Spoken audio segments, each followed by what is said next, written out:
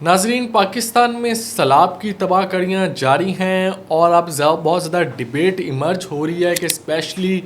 जो कि लाहौर में अर्बन फ्लडिंग हुई है और लाहौर को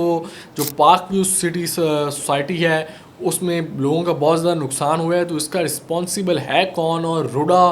रावी अर्बन डेवलपमेंट अथॉरिटी आखिर बनाई किसने थी और किसकी इसमें इन्वॉल्वमेंट है, जिसमें इमरान खान साहब की भी वीडियो बयान चल रहे हैं। वो दो तरह के बयान आ रहे हैं, एक तो जिसमें वो बाकायदा जाकर उन्होंने रूडा का इफ्तिताह किया था और उन्होंने कहा था कि जो ये रावी है ये तो मुकम्मल सोड़ता जा रहा है और ये एक सेवरेज का नाला बन जाएगा। और उसके बाद एक और उनकी वीडियो आ रही है जिसमें वो इल्ज़ाम लगाते हैं अलीम खान पर कि इनका और हमारा जो क्लैश हुआ था उसमें एक वजह ये थी कि ये रावी के बेल्ट पर 300 एकड़ नाजायज़ ज़मीन लेना चाहते थे। अब अगर बात की जाए ये जो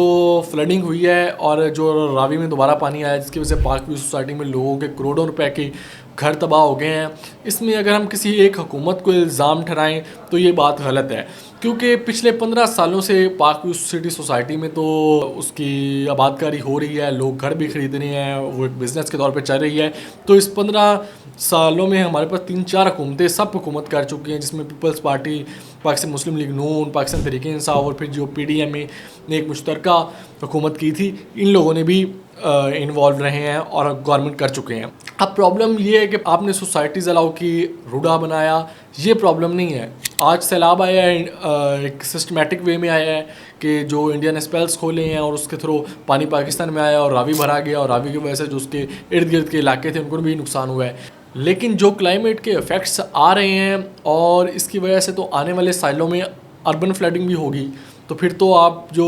पार्क व्यू सिटी सोसाइटी है या फिर जो आपके रिवर बेल्ट पर सोसाइटीज़ हैं वो सिर्फ अफेक्ट नहीं होंगी, फिर तो आपके जो मेन टियर के जो आपके डेवलप्ड सिटीज़ हैं उनके डेवलप्ड प्लेसेस पर भी अर्बन फ्लडिंग हो सकती है, क्योंकि आपका ड्रेनेज सिस्टम फ्लॉप हो जाएगा। तो ये इसके लिए एक मुकम्मल प्लानिंग की ज़रूरत है। और क्योंकि हमारे यहाँ तो ना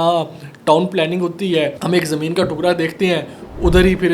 सोसाइटी काट लेते हैं, एक ज़मीन का टुकड़ा देखते हैं उधर घर बनाना शुरू कर देते हैं, क्योंकि टाउन प्लानिंग और अर्बन प्लानिंग तो है नहीं ना। हमारे पास हुकूमतों में इतने पढ़े लिखे लोग हैं जो टाउन प्लानिंग को जानती हैं और कोई सिस्टमेटिक वे में प्लानिंग करके कोई 20-25 साल की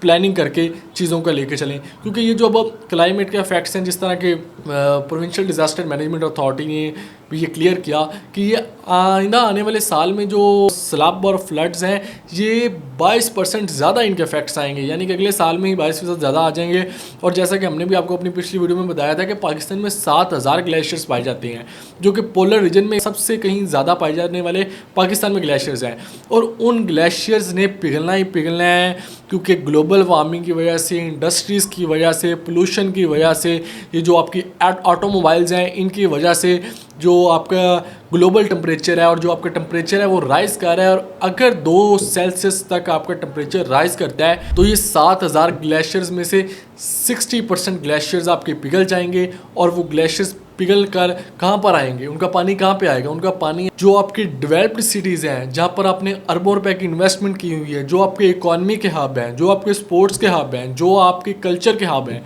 उधर वो पानी आएगा और वो आपकी जो मेन डेवलप्ड सिटीज़ हैं उनको तबाह करना स्टार्ट करेगा। तो लिहाजा ये तो वो सब चीज़ें हैं जिसके हम आज से 5 साल से सुनते आ रहे हैं, क्लाइमेट क्लाइमेट क्लाइमेट क्लाइमेट के क्लाइमेट पर काम कर लो, क्लाइमेट के लिए एफर्ट्स करो।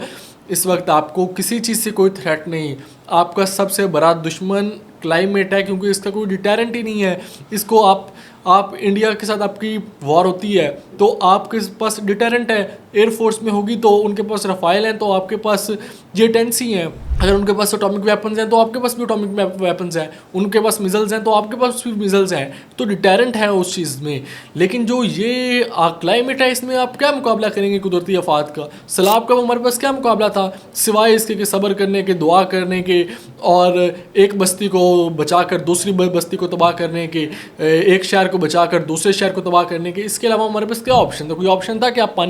कोई पानी पी सकते थे? जैसे ख्वाजा आसिफ साहब की स्टेटमेंट भी बड़ी वायरल हुई, वो कहते हैं कि डैम्स तो इतनी जल्दी भर नहीं सकते, तो लोग बाल्टियों में भर के पानी घरों में डालें और ये कुदरत का पानी इस्तेमाल करें। कितनी मुज़ाहिरा बात थी कि इस सैलाब के पानी को बाल्टियों में डालने से वो पानी कम हो जाएगा या ख़त्म हो जाएगा। तो लिहाजा इसके लिए एक प्रॉपर प्लानिंग की ज़रूरत है और इस पे दुनिया ने काम शुरू कर दिया, बहुत पहले से कर दिया। और जैसे बराक ओबामा ने कहा था कि we are the first generation who is facing the effects of climate changes and last generation who can do something, कि यानी कि वक्त नहीं है, हम ये आखिरी ही वो जनरेशन है या आखिरी ही कोई 10-12 साल है जिसमें आप अगर कुछ कर गए तो आपके सर्वाइवल के लिए बेहतर होगा। अब आप 2022 के फ्लड तो जो आए पाकिस्तान में उसके तो कॉन्सिक्वेंसेस हमने देख लिए। अब जो ये 2025 के फ्लड्स आए हैं इनके अब आगे कॉन्सिक्वेंसेस तो देखें। आपका जो 60% राइस है, चावल है, जो आपका पूरा साउदर्न पंजाब है और इसके बाद ये सैलाब सिंध में जा रहे हैं, तो 60% तो भी पंजाब का चावल आपका सारा तबाह बर्बाद हो चुका है। आपकी चावल की प्रोडक्शन इस बार कोई 40% गिर जाएगी। इसके साथ साथ अभी जब ये सैलाब डायरेक्टली एक वे है कि सब सैलाबों ने इंडस में जाके दरियाए सिंध में जाके मिलना है, और दरियाए सिंध में तो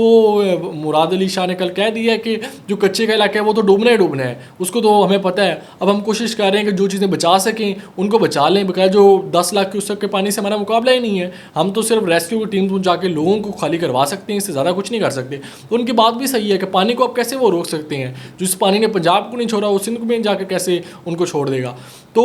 आपकी राइस की प्रोडक्शन गिरेगी, उसके साथ साथ आपको जो अभी से जो आटे का बुरहान आना स्टार्ट हो गया, चीनी का बुरहान आपके पहले एग्जिस्ट कर रहा है क्योंकि गन्ने की फसल भी नहीं होगी, और आटे का बुरहान मैं उनके स्टेटमेंट सुन रहा था, ऑल किसान इत्तेहाद के चेयरमैन, उनकी स्टेटमेंट सुन रहा था कि वो कह रहे थे कि जो गंदम की कीमत है वो ये 4 से 5 हज़ार तक चली जानी है। ऑब्वियस चली जाएगी क्योंकि अब जो चावल की फसल तो डूब गई, और जो स्टॉक में आपके पास गंदम है वो तो जिनके पास स्टॉक में है तो वो छुपा लेंगे, जिस तरह स्टॉकिए बन जाएंगे, और उसके बाद जब इसकी प्राइस हाई होगी और 4,000, 4500, 5,000 तक जाएगी, आपकी रोटी की प्राइस भी हाई होगी। पहले ही लोगों के फसलें डूब गई हैं, लोगों की जो ज़मीनें हैं वो डूब गई हैं, लोगों की उगाई हुई फसलें जिन पर उन्होंने अपनी जो उनके पास जमा पूंजी थी सारी इन्वेस्टमेंट कर दी है वो डूब गई है। उसके बाद अब रोटी खाने के लिए जो कीमतें हैं वो इतनी ज़्यादा ऊपर चली जाएंगी कि वो एक आम बंदे के लिए आटा खरीदना भी मुश्किल हो जाएगा। तो ये सारे हालात हैं जो सिर्फ सैलाब के कॉन्सिक्वेंसेस ये नहीं होते कि आपने एक आबादी को इवैक्यूएट करवा लिया या 2 लॉन्चेस भेज दी तो वहाँ से लोगों को बिठा के आप बाहर ले आए तो आप इससे सेफ़ हैं। इसके लॉन्ग टर्म कॉन्सिक्वेंसेस होते हैं। इसके आगे अब हमारे 2-3 साल तक सिर्फ इस सैलाब के कॉन्सिक्वेंसेस होंगे, और अगर हर साल या हर 2 साल बाद इस तरह के सैलाब आते रहे तो आप खुद सोच सकते हैं कि हम किस पोजीशन पर स्टे करते हैं और कैसे सर्वाइव कर सकते हैं।